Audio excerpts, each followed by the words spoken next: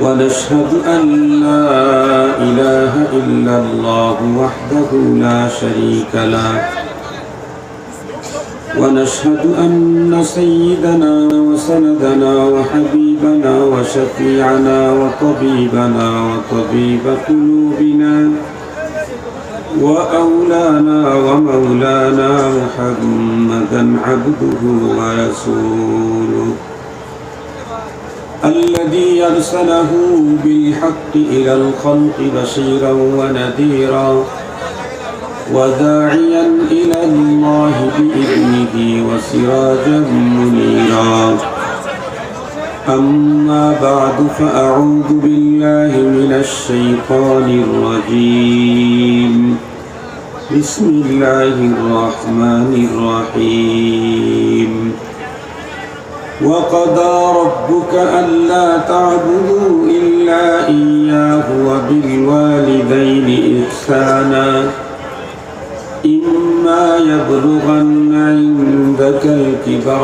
أحدهما أو كلاهما فلا تقل لهما أف ولا تنهرهما وقل لهما قولا كريما واخفض لهما جناح الذل من الرحمة وقل رب ارحمهما كما ربياني صغيرا صدق الله مولانا العظيم وصدق رسوله النبي الأمي الكريم ونحن على ذلك لمن الشاهدين والشاكرين والذاكرين والحمد لله رب العالمين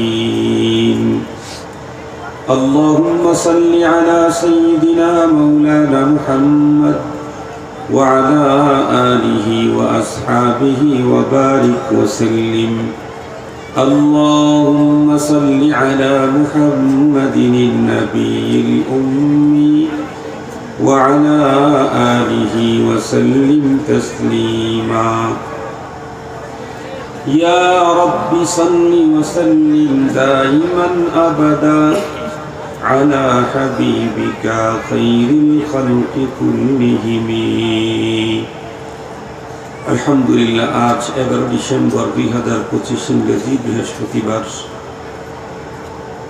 মাল্টিফ্যাক্টস লিমিটেডের উদ্যোগে আয়োজিত 10ম বার্ষিক তাফসীরুল কোরআন মাহফিলের শ্রদ্ধাভাজন সম্মানিত সভাপতি মুআজ্জাজ হযরত বুজুর্গ উলামায়ে কেরাম আজিজ তালাবা সম্মানিত সুধী সর্বপ্রথম মহান আল্লাহ পাকের দরবারে আলিশানে লাখো কোটি শুকর রব্বুল করিম বড় দয়া করে আমাদের হায়াতকে দীর্ঘায়িত করে আজকের এই মুহূর্ত পর্যন্ত সুস্থ সবল রেখে দুনিয়ার শত ব্যস্ততাকে পিছনে ফেলে রেখে দ্বীনের নিসবতে কোরআনে পাকের মুহাব্বতে জান্নাতি আয়োজনে আমাদেরকে আহলুল্লাহদের মজলিসে উপস্থিতির তৌফিক দিয়েছেন এজন্য দিল থেকে সে মহান সত্তার শুকরিয়া আদায় করছি মুহাব্বত আকীদাতের সাথে উচ্চ কণ্ঠে সকলেই পড়ে নেই আলহামদুলিল্লাহ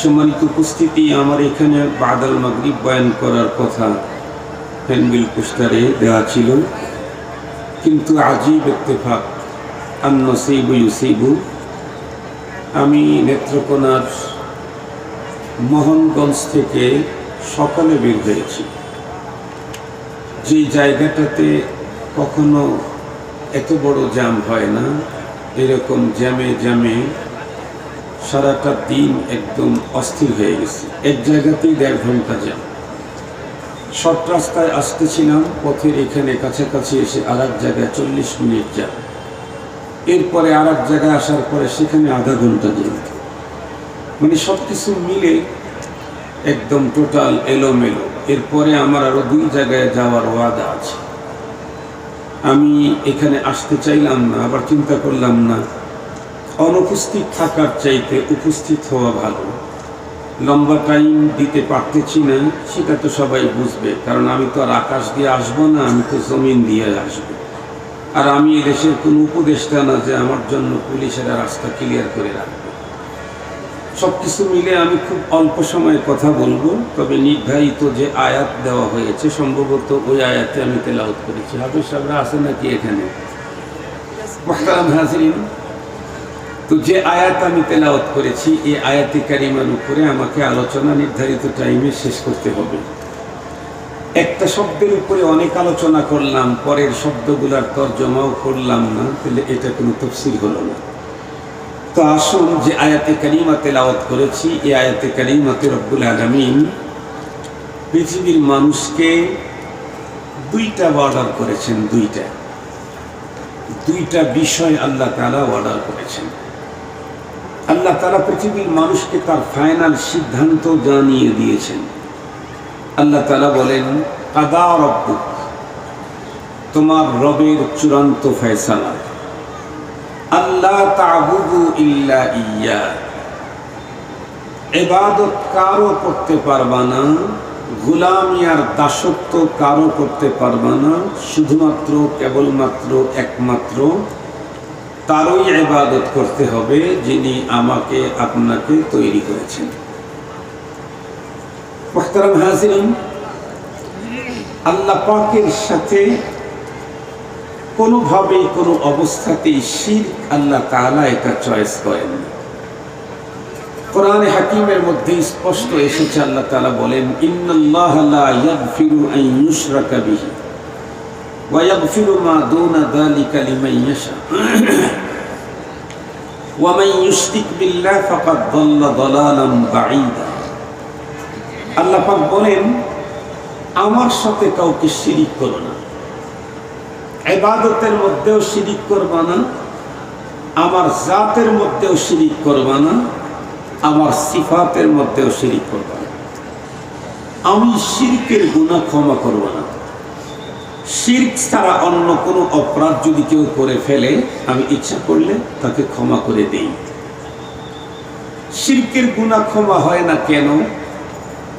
বিষয়টাকে বুঝবার জন্য ছোট্ট একটা মিসাল দিলে যাদের বুঝ আছে তারা 100% বুঝতে পারবেন। অনেক সন্তান আছে যে বাবার সম্পদ এবং সম্মান নষ্ট করে। অনেক সন্তান আছে যার দ্বারায় বাবার সম্পদ এবং সম্মান নষ্ট হয়। বাবার অনেক বড় সম্পদ কোনো সন্তান নষ্ট করেছে, সাময়িকের জন্য বাবা অভিমান করে, রাগ করে, পরে আবার সন্তানকে কাছে নেয়। বাবার নর্মাল কোনো সম্মান ক্ষতি করেছে কোনো জায়গায় গিয়ে, সেটাও বাবা অভিমান রাগ করে কিছুদিন পরে বাবা সেটাকে ক্ষমা করে দেয়। কিন্তু কোনো সন্তান যদি এমন কোনো অপরাধ করে, ধরেন কোনো এক জায়গাতে সালিশ বসেছে, বিচার, সে ওই জায়গাতে দাঁড়ায় যদি বক্তব্য দিতে গিয়ে বলে, শোনেন উপস্থিতি যারা আছেন গণ্যমান্য ব্যক্তিবর্গ, আমি আমার জন্মদাতা হিসাবে আমার বাবা একাই নন, এখানে আরো 2-1 জনের শেয়ার আছে। এই কথাটা যদি কোনো সন্তান বলে, বলুন তো দেখি সেই সন্তানকে বাবা কোনোদিন কোনো সময় কোনো কালে ক্ষমা করতে পারে কি না? অন্য যাই বলুক, যত বড় অপরাধী করুক, এটা বাবা ক্ষমা করে দিতে পারে। কিন্তু সন্তানের জন্মদাতা হিসাবে বাবার সাথে অন্য কাউকে যদি স্বীকার করে, তাইলে এই সন্তানকে বাবা জীবনেও কোনোদিন ক্ষমা করতে পারে না। রব্বুল আলামিনের সাথে আমাদের অনেক ভুল ত্রুটি হয়ে থাকে, কিন্তু রবের সাথে যদি অন্য কাউকে শরীক করে, এই অপরাধ রব্বুল আলামিন কখনোই ক্ষমা করবেন না। এই জন্য ইবাদত শুধু কার? দাসত্ব কার? নবীজি বলছেন, ইদা সাআলতা ফাসআলিল্লাহ ওয়া ইদা ইসতাআনতা ফাসতাইন বিল্লাহ। তুমি যদি চাও আল্লাহর কাছে চাইবা, তুমি যদি সাহায্য প্রার্থনা করো তার কাছে সাহায্য প্রার্থনা করবা। তার চাইতে বড় দাতা আর বড় সাহায্যকারী পৃথিবীতে আর কেউ নেই। দ্বিতীয় নম্বরে রব্বুল আলামিনের চূড়ান্ত ফয়সালা হলো ওয়া বিল ওয়ালিদাইনি ইহসানা। রব বলেন, তোমার রবের ফয়সালা, তুমি রব মানো, তাহলে তার ফয়সালা তোমাকে মানতে হবে। সেটি কি? পিতা আর মাতার সাথে তোমাকে ইহসান করতে হবে, ইহসান। এটা আল্লাহ পাকের চূড়ান্ত ফয়সালা। পৃথিবীর যে কোনো মানুষের সাথে ইনসাফ করলেই আল্লাহ তাআলা সন্তুষ্ট। কারো উপরে জুলুম আল্লাহ তাআলা চয়েস করেন না। সেই জুলুম কোন পিপিলিকার উপরে জুলুম আল্লাহ পাকের কাছে চয়েস না। কোন কুকুর শুকুর বিড়ালের উপরে জুলুম, এটাও আল্লাহ পাকের কাছে চয়েস না। এই কারণে শরীয়ত সিস্টেম করে দিয়েছে, আমরা গরু, ছাগল, মহিষ, ভেড়া এগুলি জব করে তার গোশত, তার হাড্ডি, তার চামড়া, তার কি বলে কলিজা, তার ফোপড়া যা আছে এগুলি অনেক আমরা সব খেয়ে ফেলতে পারি। ওই গরুর থেকে দোয়া তার দুধ আমরা খেতে পারি। কিন্তু গরুটাকে জব করে টুকরা টুকরা করে তার গোশত আমরা খেতে পারি, তাতে কোনো সমস্যা নেই।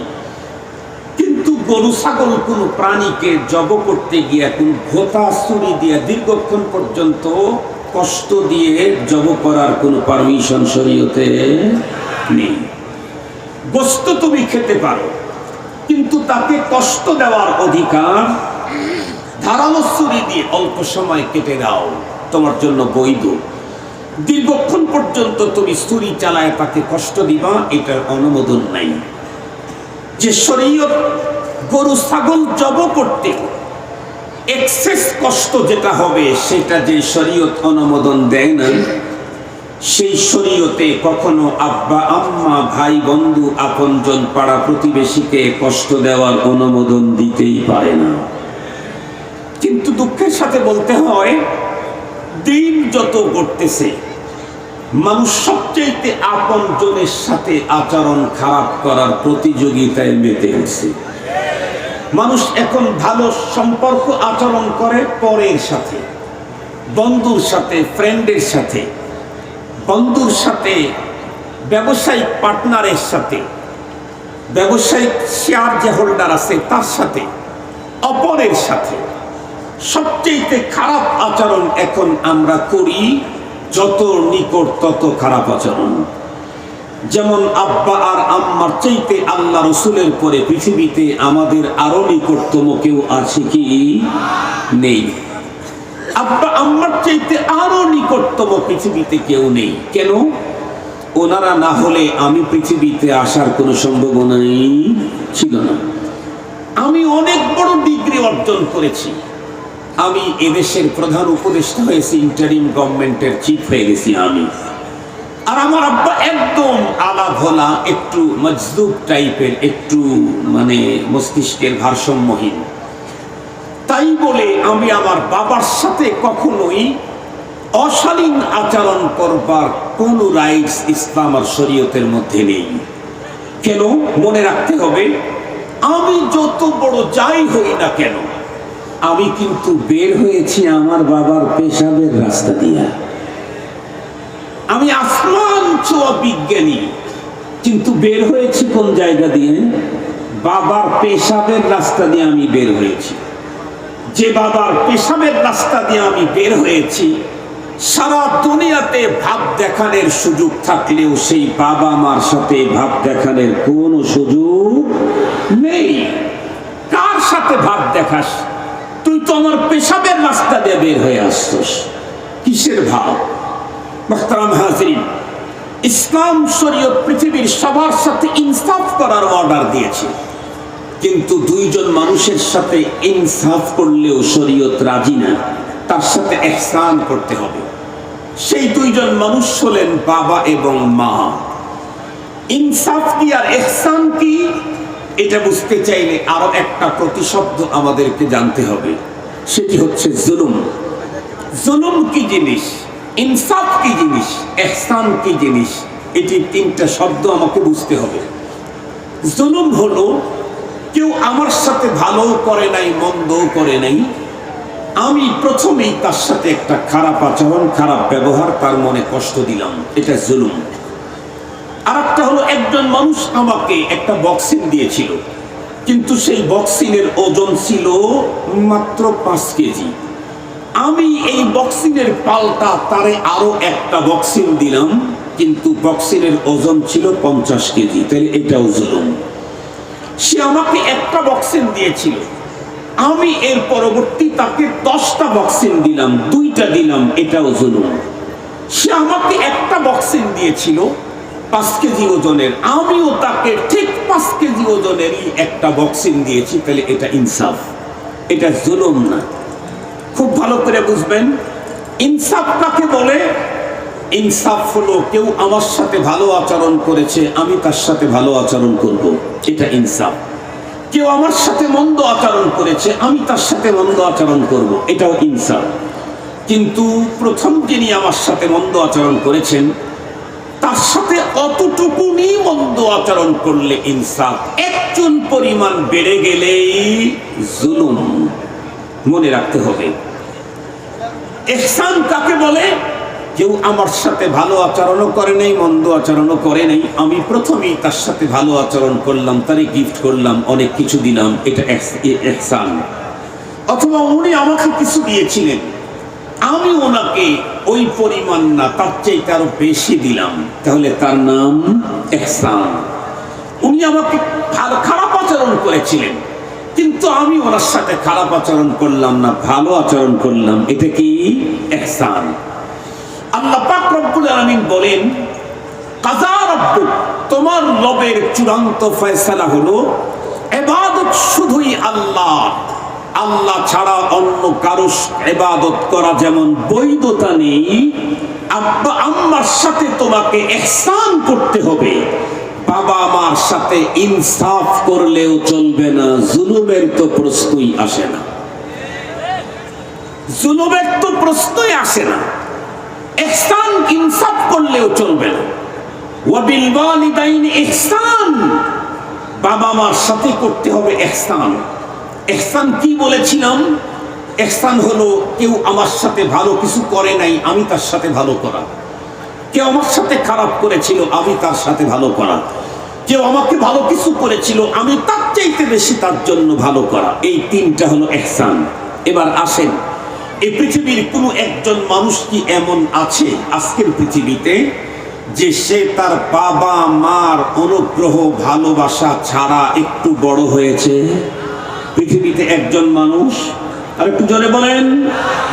প্রথম কথা হলো ও তো মায়ের পেটে 10 মাস 8 মাস পর্যন্ত ছিল, মা তার পেটে আমার এই দেহের বোঝাটা বহন করেছে।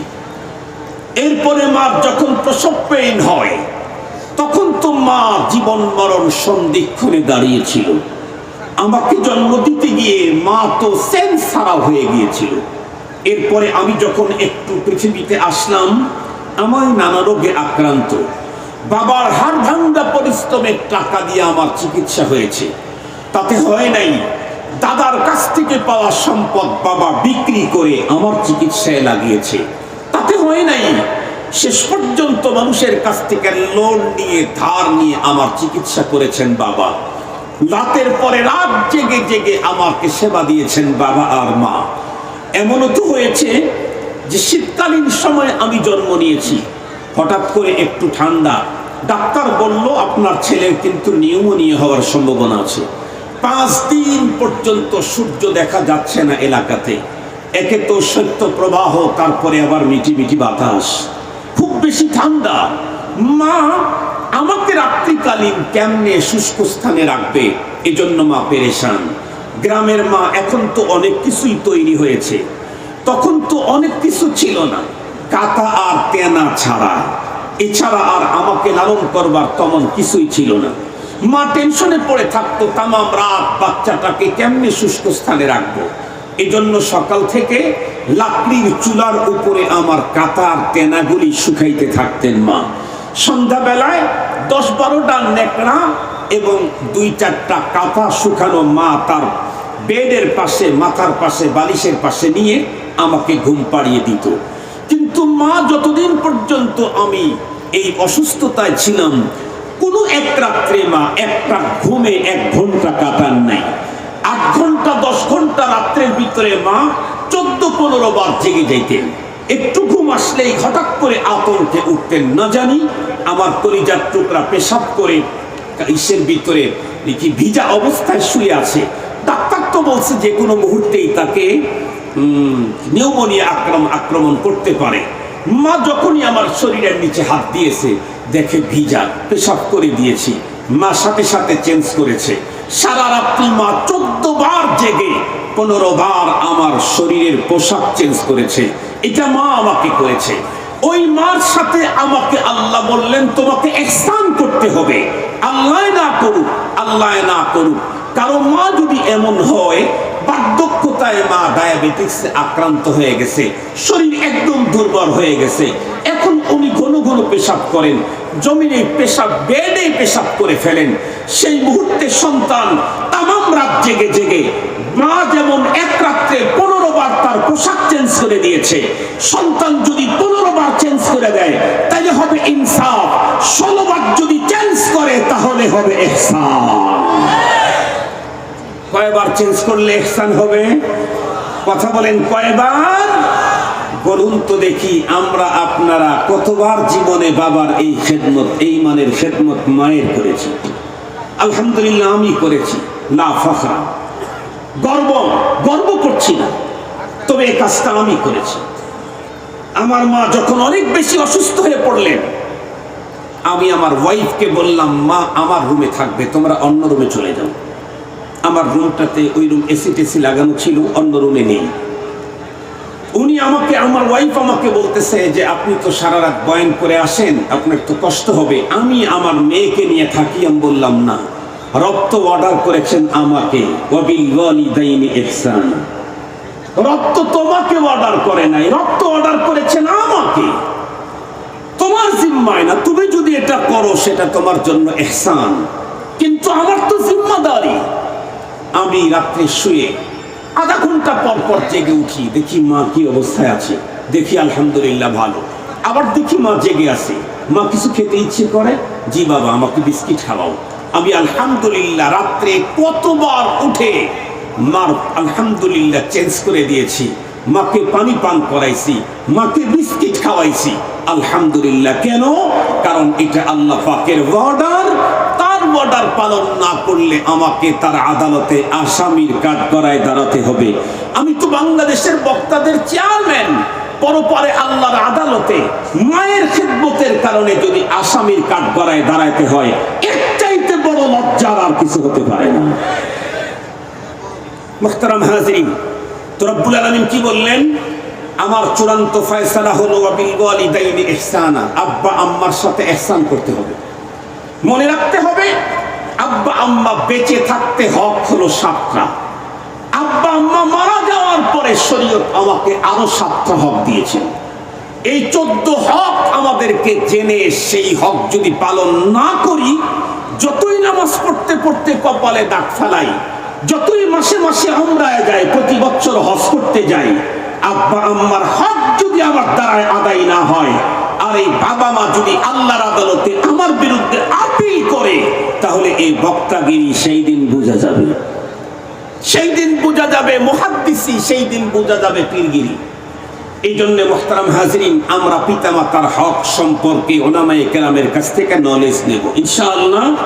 এরপরে আল্লাহ তাআলা বলেন, ইম্মা ইয়াবলুগান্না ইনদাকাল কিবারা আহাদুহুমা আও কিলাহুমা ফালা তাকুল লাহুমা উফ ওয়ালা তানহারহুমা ওয়া কুল লাহুমা কাওলান কারীমা।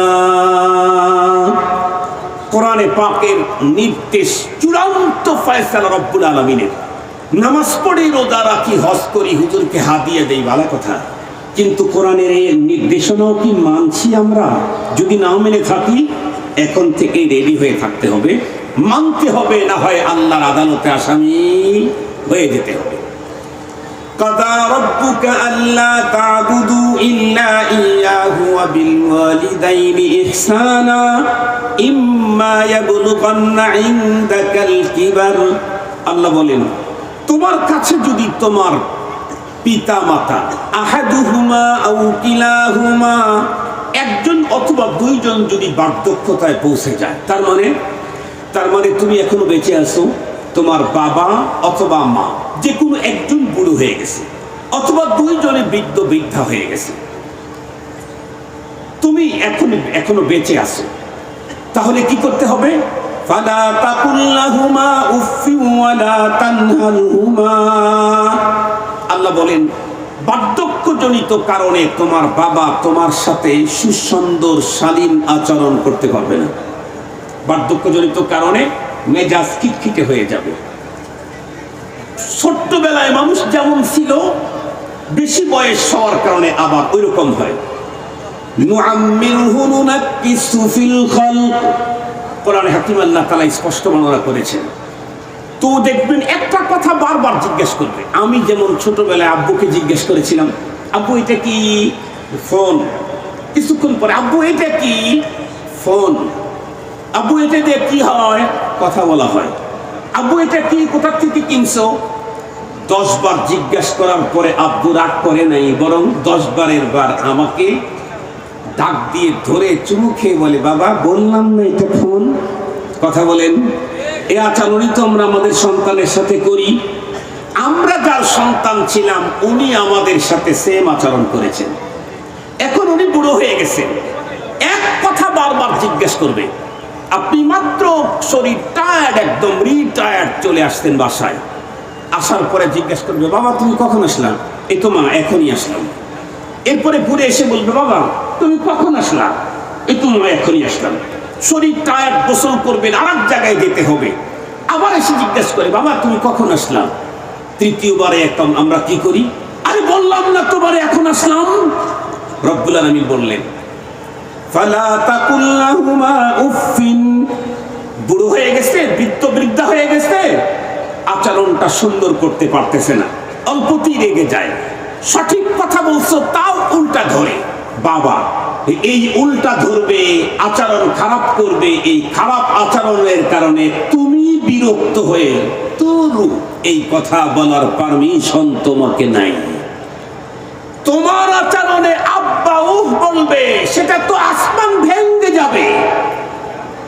বাবার বার্ধক্যজনিত আচরণে তুমি বিরক্তির শব্দ তোমার মুখ থেকে উচ্চারণ করবার কোনো পারমিশন নাই। তুমি জজ হও, ব্যারিস্টার হও, ইন্টারিম চিফ তুমি হও, যেই হও না কেন, বাবার বার্ধক্যজনিত কারণে তার রূঢ় আচরণ, অশালীন আচরণ, অশালীন শব্দ চয়নের কারণে তুমি নিজে দুঃখ এনে শব্দ ব্যবহার করার কোনো পারমিশন নাই। এরপরে কি? ওয়ালা তানহারহুমা। আবার তাকে যে একটু ধমক দিবা, থামাবার জন্য জোরে আওয়াজ করবা, সেটার অনুমতিও তোমার নাই। তো কি করতে হবে তাইলে? ওয়াকুল লাহুমা কাওলান কারীমা। ছোটবেলায় তোমাকে 10 বার জিজ্ঞাসা করার পরে কি করেছিল? চুমু দিয়ে তুমি বলেছিলে, বাবা এটা না ফোন, এটাতে অনেক কাজ হয়, বড় হলে তুমি বুঝবে। সেম এই জাতীয় ভালোবাসা বাবাকে যদি ফিরায় দিতে পারি তাহলে হবে ইনসাফ। রব আমাকে ইনসাফ করতে বলছেন না ইহসান করতে বলেছেন? কথা বলেন না কেন? তার মানে এর চাইতে আরো আকর্ষণীয় আদর, ভালোবাসা, সোহাগের শব্দ বাবার জন্য চয়েস করতে হবে। এরপরে আল্লাহ পাক কি বলেন? ওয়াখফিজ লাহুমা জানাহাদ দুল্লি মিনার রাহমাহ। বাবা মার জন্য বার্ধক্যজনিত এখন বুড়ো হয়ে গেছে, তাদের অনেক কিছু খেতে ইচ্ছে করে, বলতে ইচ্ছে করে, অসুস্থ শরীর, একদম দুর্বল হয়ে গেছে। এখন কি দরকার? আপনারা দেখেছেন ছোটবেলায় মুরগির বাচ্চা যখন ছোট থাকে তখন মা এই বাচ্চাদেরকে হেফাজত করে কিসের নিচে? আর একটু জোরে বলেন, কিসের নিচে? যদি দেখেন উপরে এক পাখি, মা সাথে সাথে পাখা বিছিয়ে কিচিমিচি আওয়াজ দেয়, বাচ্চাগুলি দ্রুত এসে মায়ের পাখার 2 পাখার নিচে ঢুকে পড়ে, নিরাপদ জায়গা। যদি দেখে পাশ দিয়ে কোনো বেজি যাচ্ছে, মার চোখে পড়ে, সাথে সাথে একটা আওয়াজ দেয়, দ্রুত ভিতরে ঢুকে পড়ে। আল্লাহ পাক বলেন ওয়াখফিদ লাহুমা জানাহাদ দুল্লি মিনার রাহমাহ। যতক্ষণ বেঁচে আছে ততক্ষণ তোমার আব্বা আম্মা শারীরিকভাবে, মানসিকভাবে একটু যাতে আঘাতপ্রাপ্ত না হয়, ব্যথাতুর না হয়, মনে কষ্ট না পায়, এ কারণে তুমি তাদের 2 জনের জন্য ভালোবাসার ডানাকে বিছিয়ে দাও। এই জন্য কিতাবের ভিতরে লেখছে, আমার নিজের ঘরে যদি শীতকালে রুম হিটার না থাকে, রুম হিটার কেনার যোগ্যতা যদি আমার থাকে, তাহলে আমার জন্য জিম্মাদারি হলো বাবার মার রুমে রুম হিটার দিতে হবে। আমার নিজের রুমে নাই, কিন্তু কেনার মতো যোগ্যতা আমার আছে। আমি আমার স্ত্রীকে দেই নাই, আমার নিজের রুমে রাখি নাই, আমার সন্তানের রুমে দেই নাই। ওইটা না দিলে চলবে কেন? সন্তানকে তুমি জন্ম দিয়েছো, বাবার রুমে না দিলে চলবে না। বাবা তোমারে জন্ম দিয়েছে।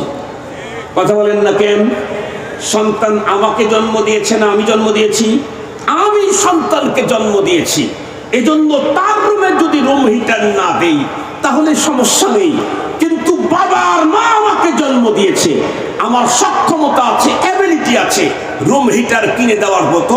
তাহলে শীতকালে প্রয়োজন হলে, প্রয়োজন নাই ওটা হলে একটু ভালো হয়, তাহলেই তোমাকে বাবা আর মার রুমে রুম হিটার দিতে হবে। কথা কি বুঝাইতে পারছি আমি আপনাদেরকে? এভাবে আমি ভালোবাসা দিয়ে, আদর দিয়ে, সোহাগ দিয়ে, ভদ্রতা দিয়ে বাবাকে বার্ধক্য জীবনে আমি তাকে লালন পালন করা শুরু করলাম। এরপরে দুনিয়া থেকে উনি একদিন বিদায় নিয়ে চলে গেলেন। এখন আল্লাহ পাক রব্বুল আমিন কি বলেন? ওয়াকুর রব্বিরহামহুমা কামা রব্বায়ানি সগীরা। দুনিয়া থেকে যখন চলে গেল, জীবিত থাকতেও তাদের জন্য দোয়া, মরণের পরে অবশ্যই তাদের জন্য দোয়া। মরণের পরে দোয়া হবে দুই রকমের, এটা হক। নাম্বার 1, আল্লাহ পাকের কাছে কন্টিনিউ বাবাকে জাহান্নাম থেকে মুক্তির জন্য আল্লাহর আদালতে জামিন ধরতে হবে।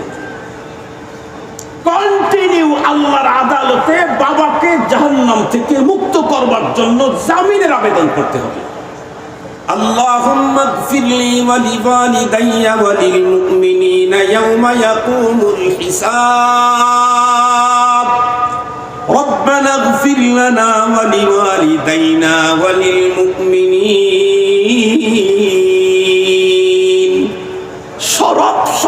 রব্বুল আলামিন কোন শব্দ দিয়ে বাবাকে পরপারে জাহান্নাম থেকে মুক্তির জন্য জামিন ধরতে হয়, এ শব্দ আল্লাহ তার রাসূলকে দিয়ে আমাদেরকে শিখিয়ে দিয়েছেন।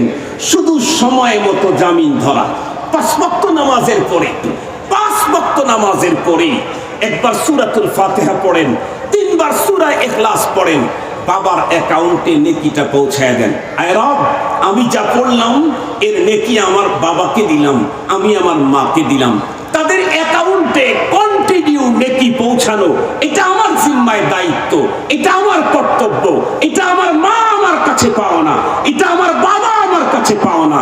দুনিয়াতে যদি কোনো সন্তান তার বাবা মার শান্তির জন্য তাম পৃথিবীর সব সম্পদ আল্লাহর রাস্তায় দিয়ে দেয়, পিতামাতা যেই পরিমাণে উপকৃত না হয়, মরণের পরে শুধু একবার সুবহানাল্লাহ বলে ওই নাকি বাবাকে দিলে তার চাইতে বেশি উপকৃত হয় মরণের পরে। কারণ মরণের পরে তাকে সাহায্য করবার কেউ নেই, সাহায্য চাইবার মতো ক্ষমতাও তার কাছে নেই, একদম নিঃস্ব অসহায়। কে দিবে? আমি তার উদরের সন্তান, আমি তার গর্বের সন্তান, আমি যদি না দেই পৃথিবীর কে আর দিবে? এটা আমাদের হক। মুহতারাম হাজিরিন, আমি আসলে লম্বা টাইম কথা বলার সুযোগ আমার নেই, এ পর্যন্তই আমি আপনাদের খেদমতে বললাম। এই কথাগুলি আমরা কোরআনে হাকিম থেকে জানলাম। আল্লাহ তাআলা আমাদেরকে আমল করবার তৌফিক দান করুন। একটু জোরে বলবেন কি আমিন? আর একটা কথা কিন্তু বলেছি, ফাঁকে ভুলে যায়েন না। কিতাব থেকে হোক, কিতাব কিনে হোক, আলেমের কাছ থেকে হোক, আব্বা আম্মা বেঁচে থাকতে 7টা হক, মারা গেলে 7টা হক। এই 14টা হক আমাদেরকে জানতে হবে এবং সেই হক আমাদেরকে পালন করতে হবে। আল্লাহ পাক রব্বুল আলামিন আমাদেরকে তৌফিক দান করুন।